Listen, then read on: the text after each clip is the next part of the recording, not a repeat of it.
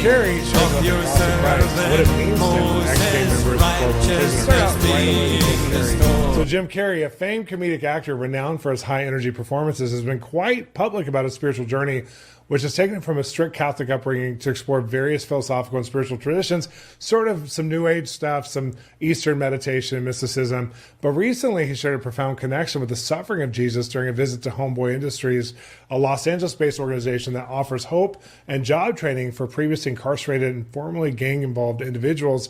I love Homeboy Industries, one of the best organizations in our city, and Carey went there and shared. I want to play a clip from that right now.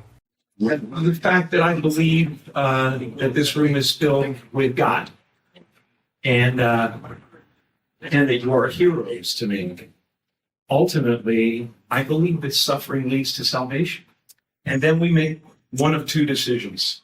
We either decide to go through the gate of resentment, or we go through the gate of forgiveness, which leads to grace.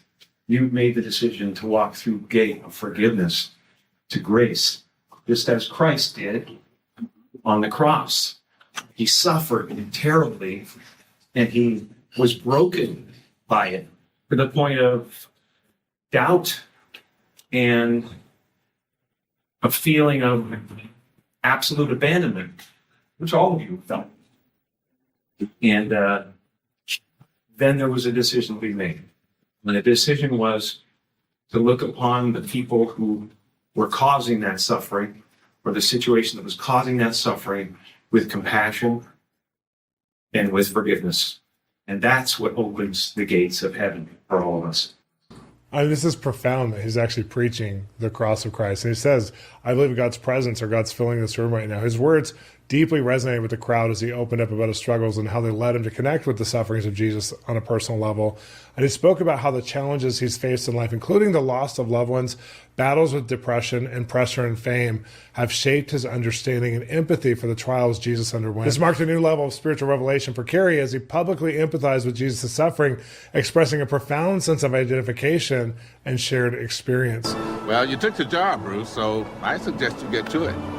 Prayers, okay, prayers. This creepy whisper thing has to end.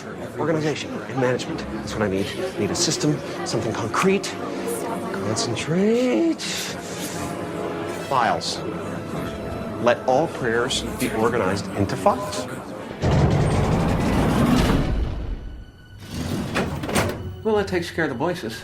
Not exactly a space saver, though. Prayer Post-its!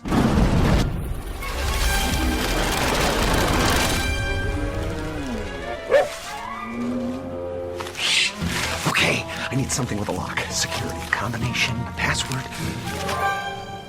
A password?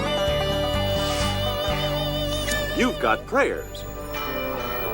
Welcome to the Revelation Superhighway. We bless, no mess. Downloading now. It's good, it's good. It'll take a while.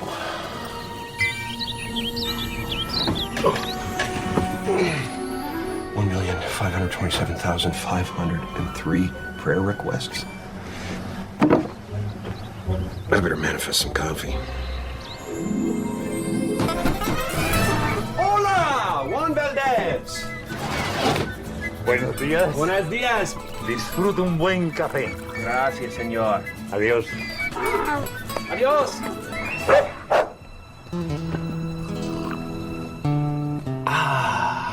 Now that's fresh mountain-grown coffee from the hills of Colombia.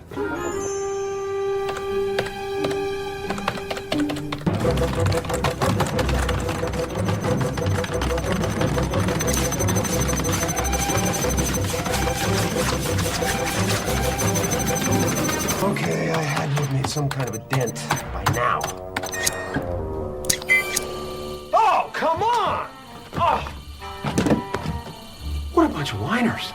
This is gonna suck up my whole life. You know what? Yes, to all. Yeah. There you go. Carey's relationship with Jesus and Christianity has been an evolving journey, largely quiet about his faith until he began to publicly explore his spirituality about a decade ago. And one of the most notable expressions of his spiritual journey is his passion for painting. particularly the stunning portrait of Jesus he created and shared with the world. The painting, a face filled with kindness and suffering, hints of Carey's deep contemplation of Christ's life and experiences. The portrait, as he explained in a documentary short called I Needed Color, was an attempt to convey the profound love and radiant kindness he believes Jesus embodied. You can find every race in the face of Jesus, Carey said, and I think that's how every race imagines Jesus. They imagine him as their own.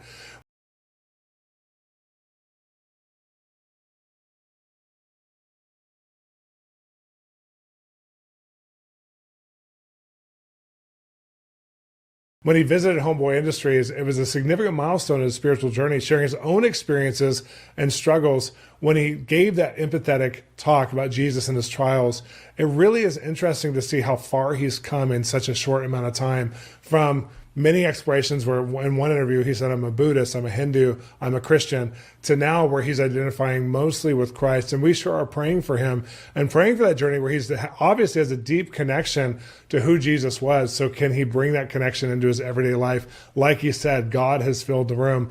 And I believe God wants to do just that in Jim Carrey's life, is fill his life, not only so he can be a better actor or so he can have a great career, but because he's called to be a son of God. And I believe that Jim Carrey's on that path or on that road. And we want to pray for him. We want to pray that God really helps him because of his year of Jubilee, and out of Zion till salvation comes.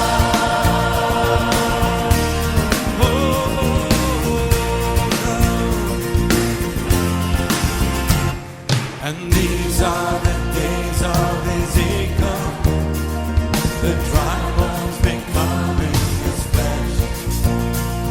And these are the days of your servant